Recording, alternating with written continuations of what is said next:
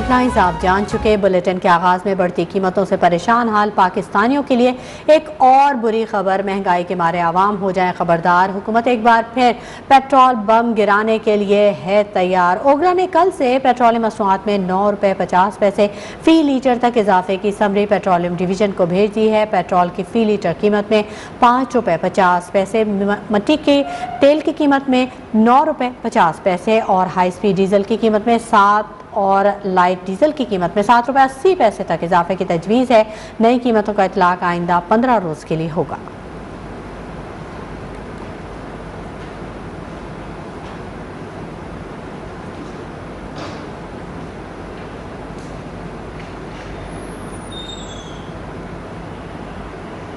महंगाई के मारे आवाम हो जाएं खबरदार। हुकूमत एक बार फिर पेट्रोल बम गिराने के लिए तैयार है। ओगरा ने कल से पेट्रोलियम मसनूआत में 9 रुपये 50 पैसे फी लीटर तक इजाफे की समरी पेट्रोलियम डिवीजन को भेज दी है। रिपोर्ट कर रहे हैं इस्लामाबाद से राहिल हसन। महंगाई की सताई आवाम के लिए एक और महंगाई बम की तैयारी। पेट्रोलियम मसनूआत की कीमतों में 9 रुपये 50 पैसे तक इजाफा मुतवक्के। 1 फरवरी से पेट्रोलियम मसनूआत की कीमतों में एक बार फिर इजाफे का इम्कान। ओगरा ने पेट्रोलियम मसनूआत की कीमतों में इजाफे की समरी पेट्रोलियम डिवीजन को इरसाल कर दी।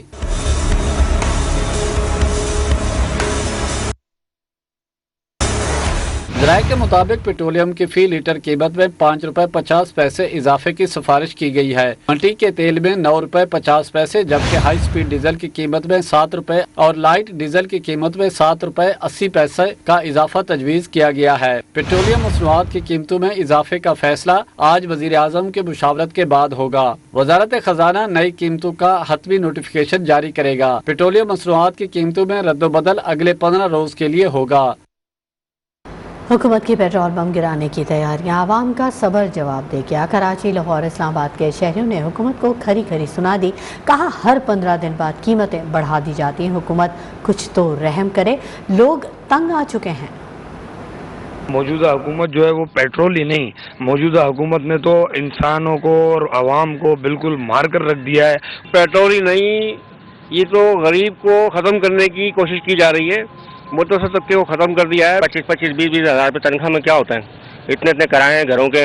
पेट्रोल बढ़ेगा, फिर किराया बढ़ेगा, फिर यानी महंगाई बढ़ेगी। तब्दीली तो हमारे लिए एक नाइटमेयर साबित हुई है, और आई होप कि गवर्नमेंट को कुछ होश आए। इतनी महंगाई और महंगाई के इस दौर में पेट्रोल का मजीद बढ़ना आवाम के लिए ज़्यादा खतरनाक है। बस 2 अल्फाज ही कह सकते हैं कि गरीब तबाह हैं, और तो कुछ भी नहीं कह सकते। और इस गवर्नमेंट का अल्लाह ही हाफिज है। आज तकरीबन 148 रुपये है और आगे 5 रुपये बढ़ा देंगे 155। ये तो 200 पर पेट्रोल लेके जाने के चक्कर में गरीब आदमी कैसे ट्रैवल करेगा? गरीब तो वैसे ही मर चुका है, ठीक है। बाकी मिडिल क्लास थोड़ा सा तंग है, और जो अमीर है उसको फ़र्क नहीं पड़ता, और माफिया को वैसे ही फ़र्क नहीं पड़ता।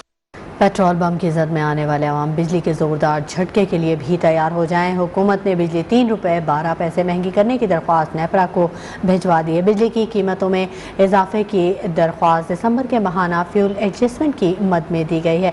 हमारे नुमाइंदे राहिल हसन हमारे साथ मौजूद हैं, उनसे मजीद तफसीलात जानेंगे। राहिल हसन, अपडेट कीजिएगा। देखिए, मुल्क भर के शहरियों के लिए बिजली की कीमतों में एक बार फिर से इजाफे का इम्कान है। CPPA ने दरखास्त नेपरा में जमा करवाई थी। 3 रुपये 12 पैसे की ये दरखास्त जो है वो दिसंबर के फ्यूल एडजस्टमेंट चार्जेस की मद में जमा करवाई गई थी, जिसकी समाअत जो है वो नेपरा अथॉरिटी कल करेगी, और आदाद शुमार का जायजा लेने के बाद ये फैसला किया जाएगा कि कितनी जो है वो इजाफा जो है वो सरकार है ना CPPA को, और कितना जो है वो इजाफा का फैसला जो है वो नेपरा करेगा। दरखास्त में मौक़िफ़ अपनाया गया था कि दिसंबर में जो बिजली है वो महंगे दामों पैदा की गई थी। 22 रुपये 24 पैसे जो है वो फर्नेस ऑयल से पैदा की गई थी।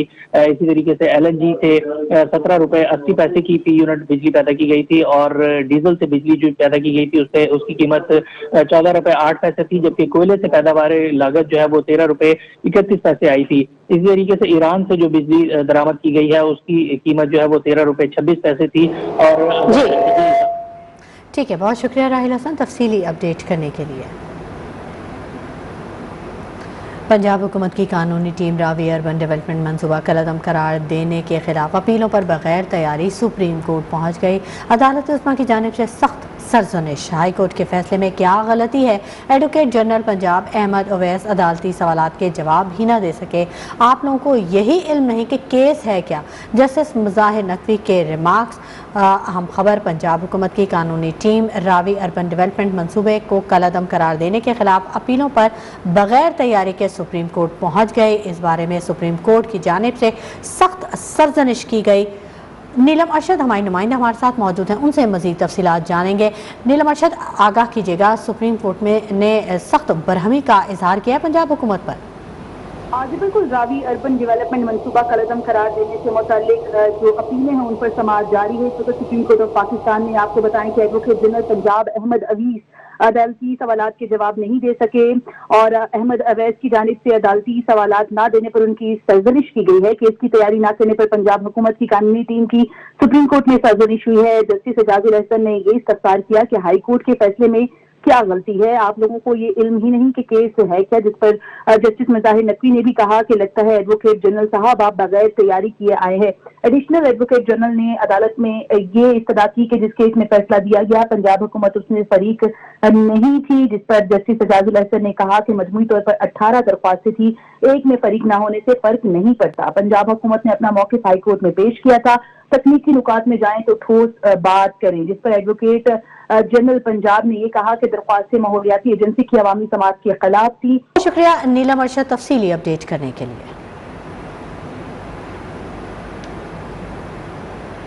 उधर पीटीआई फॉरेन फंडिंग केस में अहम मोड़ आ गया। स्टेट बैंक के जमा करदा रिकॉर्ड को 3 साल 9 माह से खुफिया रखने की पाबंदी आखिरकार खत्म कर दी गई। अकबर एस बाबर 8 वॉल्यूम्स का रिकॉर्ड लेने के लिए इलेक्शन कमीशन में मौजूद हैं। अहम खबर आप तक पहुंचा रहे हैं। पीटीआई फॉरेन फंडिंग केस में अहम मोड़ आया है। स्टेट बैंक के जमा करदा रिकॉर्ड को 3 साल 9 माह से खुफिया रखने की पाबंदी बिलाखिर ख़त्म कर दी गई है और अकबर एस बाबर 8 वॉल्यूम्स का रिकॉर्ड लेने के लिए इलेक्शन कमीशन में इस वक्त मौजूद हैं। हमारे नुमाइंदे अहमद नवाज हमारे साथ मौजूद हैं। इस अहम खबर की मजीद अपडेट उनसे हासिल करेंगे। Ahmad Nawaz, foreign funding case में तारीखी दिन है और अहम पेशरफ्त हुई है, मजीद क्या अपडेट्स हैं?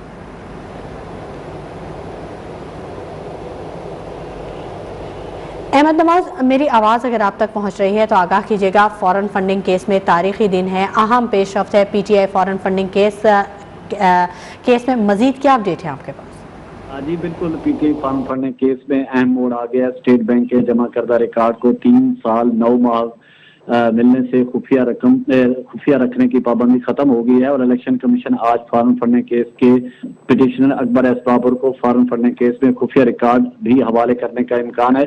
सिक्योरिटी कमेटी की रिपोर्ट से मुंसलिक तमाम रिकॉर्ड बाशमूल 8 खुफिया वॉल्यूम्स का रिकॉर्ड आज अकबर एस बाबर के हवाले किए जाने का इम्कान है। 8 वॉल्यूम में पीटीआई से मुतालिक तमाम रिकॉर्ड शामिल हैं। ये रिकॉर्ड स्टेट बैंक ने इलेक्शन कमीशन के हुक्म पर मुल्क भर के मालियाती इदारों और बैंकों से जमा किया है। पीटीआई की तमाम बैंक ट्रांजैक्शन के ठीक है, बहुत शुक्रिया अहमद नवाज। खबरों के सिलसिले को आगे बढ़ाते हैं। अपोजिशन के 14 से 15 लोग इमरान खान के साथ हैं। वज़ीर दाखिला शेख रशीद ने दावा कर दिया, कहा पहले ही पता था स्टेट बैंक बिल सेनेट से भी मंजूर हो जाएगा। काबीना में इमरजेंसी या सदारती निज़ाम से मुतालिक वज़ीर आज़म ने कोई बात नहीं की। फाइनेंस बिल सेनेट से मंजूर हो जाएगा, कौमी असम्बली से मंजूर हो जाएगा। आपने कहा सेनेट से कैसे मंजूर हो जाएगा? अब मेरा ख्याल है सबको पता लग चुका है कि सेनेट से बिल भी मंजूर होता है और अपोजिशन को ये ख्याल रखना चाहिए ये 14-15 आदमी जो हैं ये अंदर से इमरान खान के साथ हैं। वजीर आजम इमरान खान ने कैबिनेट में ना इमरजेंसी की बात की है ना सदारती निज़ाम की बात की है और अब ये अदम एतमाद की जो बातें कर रहे हैं इसमें बंदे इनको लाने होते हैं। फजलुर रहमान को सबसे ज्यादा शौक है और इंशाअल्लाह ताला नाकामी होगी। बिलावल कहता है वो आएगा और मौसम अबर आलूद होगा, कोई अबर आलूद नहीं होगा। बिलावल साहब आए यहाँ 27 को आए, मसला साफ होगा इंशाअल्लाह। वफाकी वज़ीर दाखिला शेख रशीद ने कहा है कि कलअदम BLA और TTP का मुकाबला करेंगे। बलूचिस्तान में दहशतगर्दी के वाक़यात में इजाफा हुआ है। हमारी फ़ौज की तारीख है, जवानों की शहादतें हुई हैं। वज़ीर आज़म के दौरा चीन से मुस्तकबिल के मामलात पर पेशरफ्त होगी। पाकिस्तान से दहशतगर्दी के वाक़यात में इजाफा हुआ है। हमारे 10 जवानों की जानों की कुर्बानियां भी एक तारीख है हमारी फौज की और सिविल आर्म फोर्सेस की कि 70-80 हज़ार सिविलियन और आर्म फोर्सेस के लोगों ने कुर्बानी दे के इस मुल्क से दहशतगर्दी ख़त्म की है और इंशाअल्लाह BNA और TTP अगर जो इजाफा करेगी दहशतगर्दी में और जो करेगी, इंशाअल्लाह ताला सारी कौम मिलकर और पाक अफवाज मिलकर उसका मुकाबला करेंगे। पाकिस्तान CPNE की मीडिया फ्रीडम रिपोर्ट हुकूमत के गैर जमहूरी होने का सबूत है। अपोजिशन लीडर शहबाज शरीफ का रद्द-ए-अमल सामने आ गया। कहा, रिपोर्ट गवाही दे रही है कि हुकूमती निज़ाम फिस्तायत और आमियत का तसलसल है। सियासी जमातों को मीडिया फ्रीडम रिपोर्ट पर गौर करके लाए-अमल तैयार करना होगा।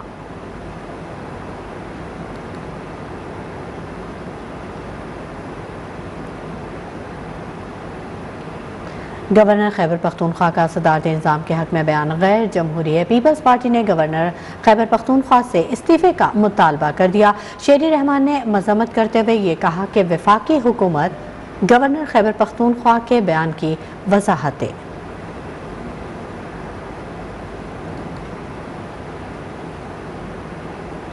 करप्शन के खिलाफ नैब की 2 साला कारकर्दगी पर सेनेट में आज बहस होगी। अपोजिशन की जानिब से मामले पर गर्मा गर्मी का इम्कान है।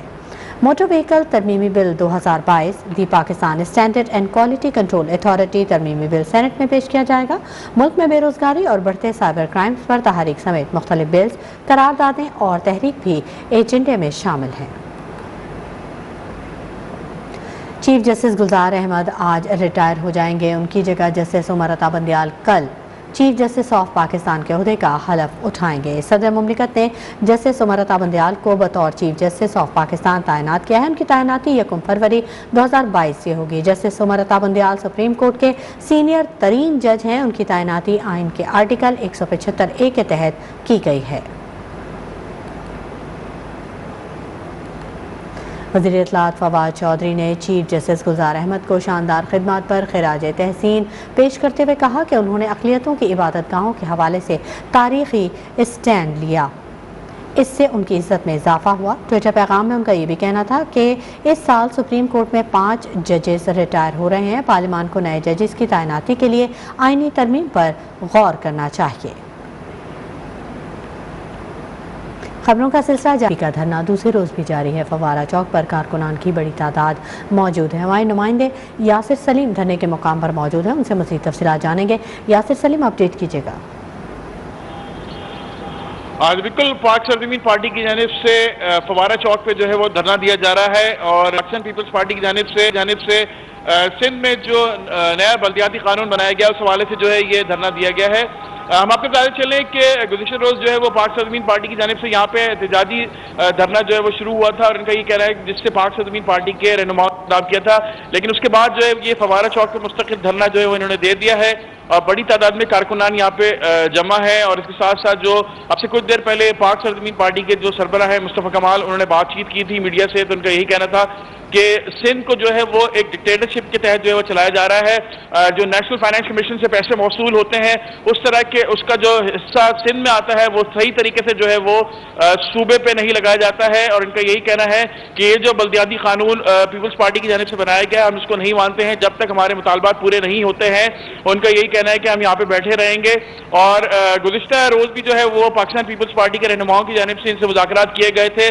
तो हमसे बातचीत करते हुए अनीस कायम खानी जो कि सदर हैं PSP के, उनका ये कहना था कि पीपल्स पार्टी का रवैया जो है वो काफ़ी बेहतर है और जो है वो काफ़ी बातचीत हमारी जो है वो जारी है। मुस्तफ़ा कमाल का भी ये कहना था कि हमारी बातचीत सुनी जा रही है। मुताबिक जो रुकावट है PSP का धरना जारी है मुतालबात की मंजूरी तक। बहुत शुक्रिया यासिर सलीम। सिंध में एक और सहाफ़ी के कत्ल पर वज़ीर मुमलिकत बराए इत्तलात फ़ारूक हबीब PP सरकार पर बरस पड़े। ट्वीट में लिखा कि सिंध में अंधेर नगरी चौपट राज है। एक और सहाफ़ी ग़ुलाम मुर्तज़ा शर पेशा वराना खिदमात के दौरान अपनी जान से हाथ धो बैठा। बिलावल भुट्टो बताएं कि अजय लालवानी और अजीज़ मेमन के कातिलों को अभी तक कटहरे में क्यों नहीं लाया गया। सिंध में एक और सहाफ़ी के कत्ल पर वज़ीर मुमलिकत बराए इत्तलात फ़ारूक हबीब फट पड़े और उन्होंने कहा कि इसी वजह से सहाफ़ियों के कत्ल का सिलसिला थम नहीं सका है क्योंकि उनके कातिलों को अभी तक कटहरे में नहीं लाया गया है। सिंध हुकूमत सहाफ़ियों के तहफ़्फ़ुज़ में नाकाम हो चुकी है। सिंध के वज़ीर बल्दियात नासिर हुसैन शाह ने वज़ीर मुमलिकत फ़ारूक हबीब का इल्ज़ाम मुस्तरद कर दिया। ट्वीट में लिखा कि सिंध हुकूमत पर इल्ज़ाम तराशियाँ बेबुनियाद हैं। सहाफ़ी गुलाम मुर्तज़ा शर को शादी के तनाज़े पर अली मुराद शर नामी शख्स ने कत्ल किया, जो उसके बरादरी का था। पुलिस ने वाक़े के चंद घंटों बाद ही मुलज़िम को गिरफ्तार कर लिया।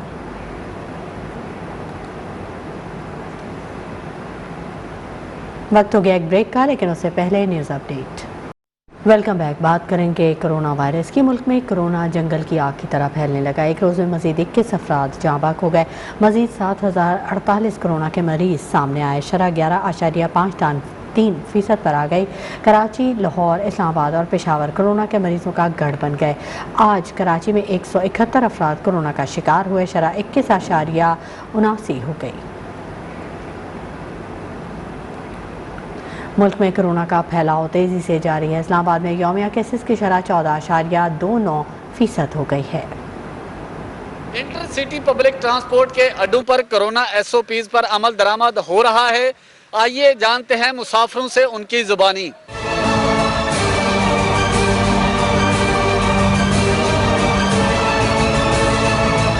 सफ़र में, बाज़ार में, जिधर भी हो अपनी एहतियात करनी चाहिए। खुद अपने आप को भी बचाओ, दूसरे लोगों को भी बचाओ। पॉलिसी जो है ये गैर मुसलमानों की पॉलिसी है और उसके तहत ये अपनी आवाम को तंग कर रहे हैं और गरीबों को ख़त्म कर रहे हैं। एहतियात लाजमी है, ठीक है, क्योंकि ये बीमारी अल्लाह की तरफ से होती है। लाजमी है मास्क, सेहत के लिए और इंसानियत के नाते से ये लाजमी है, ज़रूरी है मास्क पहनना।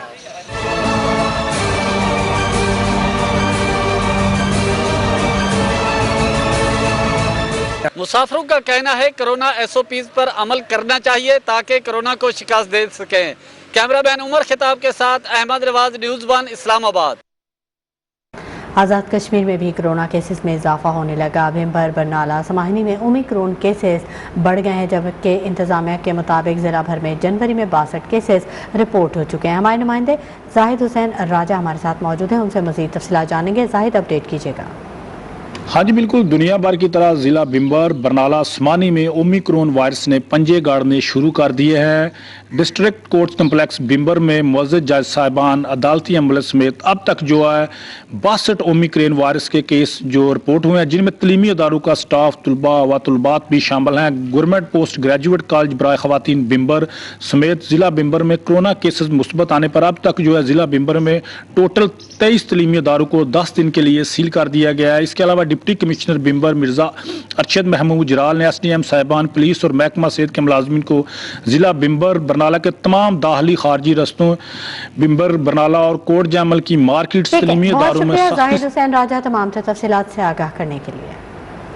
उधर लाहौर में कोरोना की 5वीं लहर में तेजी आने पर मार्केट से नज़ला, जुकाम, बुखार और दीगर मौसमी बीमारियों की दवाएं ही गायब कर दी गई हैं।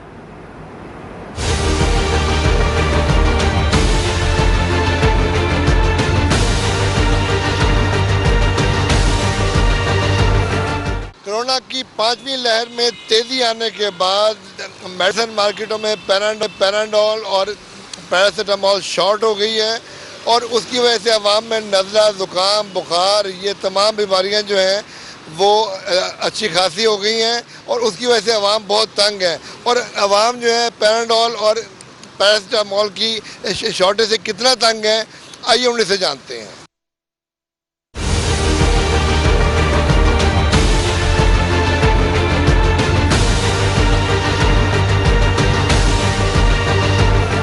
इस टाइम तो ये ज़रूरत है क्योंकि कोविड की सिचुएशन चल रही थी, पीछे लास्ट जो डेंगू की सिचुएशन चल रही थी, तो पैराडोल तो बहुत ज़्यादा शॉर्ट रही है और इसके अल्टरनेट में जो भी दूसरी कंपनी जिस तरह फेब्रोल हो गया, दूसरी होगी, वो भी काफ़ी शॉर्टेज रही है।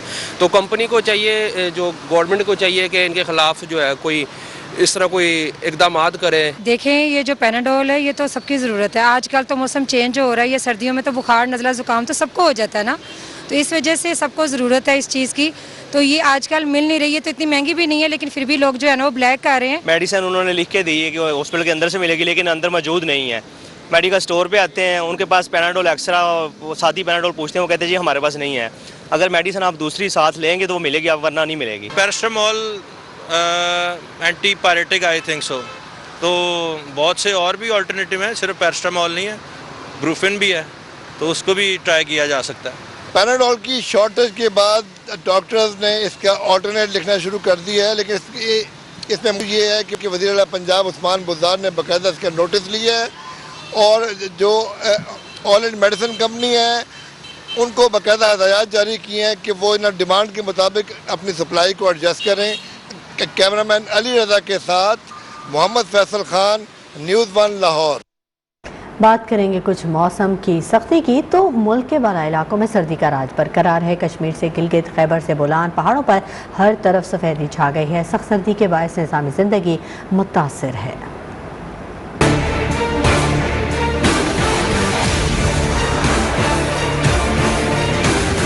मुल्क के बाला इलाकों में बला की सर्दी, जिंदगी मफलूज होकर रह गई। आज़ाद कश्मीर, गिलगित बल्तिस्तान और खैबर पख्तूनख्वा में खून जमा देने वाली सर्दी से लोग घरों में महसूर हो गए। लह -18 डिग्री के साथ सर्द तरीन इलाका रहा। अस्तोर, स्कर्दो, हुंजा की वादियाँ बर्फ से ढक गईं। नारान, कागान, एबटाबाद, गिलियात में हर तरफ सफेदी छा गई।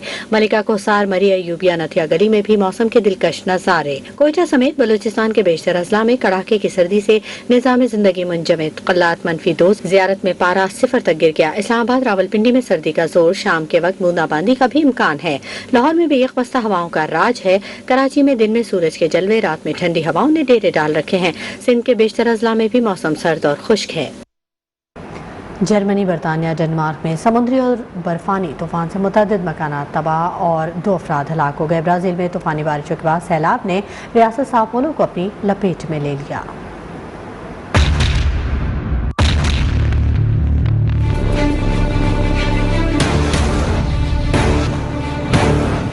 समुद्री तूफान और बर्फानी तूफान से बरतानिया और यूरोप के कई ममालिक में निजाम जिंदगी शदीद मुतासिर। जर्मनी और डेनमार्क में समुद्री तूफान नादिया मैन 5.2 मीटर तक बुलंद लहरों और तेज हवाओं के बायस मुतादिद मकानात तबाह और 2 अफराद हलाक हो गए।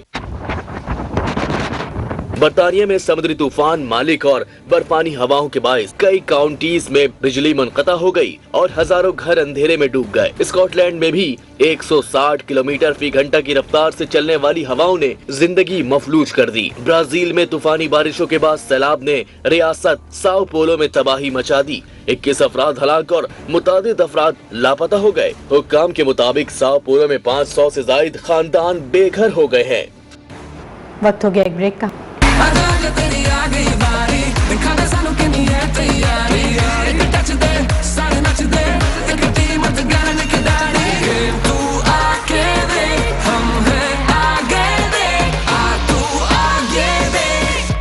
पाकिस्तान सुपर लीग में आज एक और बड़ा मुकाबला कोयटा ग्लेडिएटर्स और मुल्तान सुल्तान्स में टाकरा होगा। दोनों टीमें शाम 7:30 बजे नेशनल स्टेडियम में एक्शन में नजर आएंगी।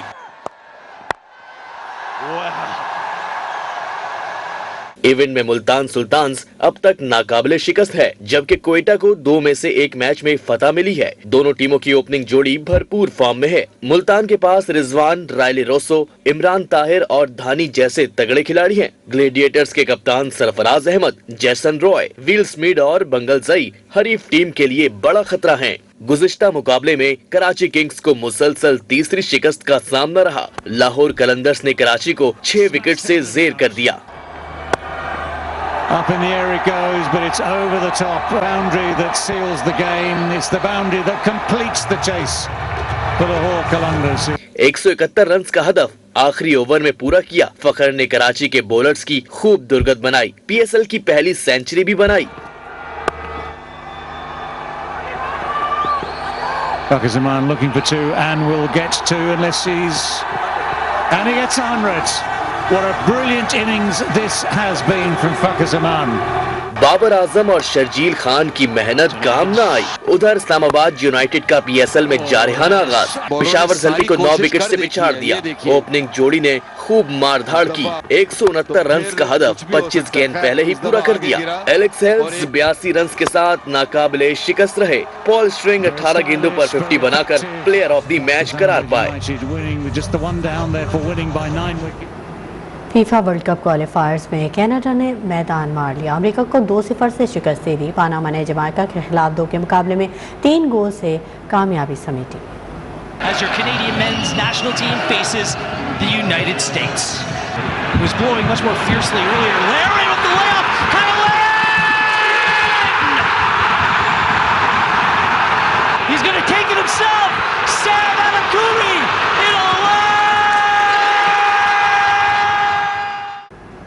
और आपको बताएं कि पेरिस में सजा फैशन वीक मॉडल्स ने मौसम बहार और गर्मा के मलबूसात की नुमाइश की।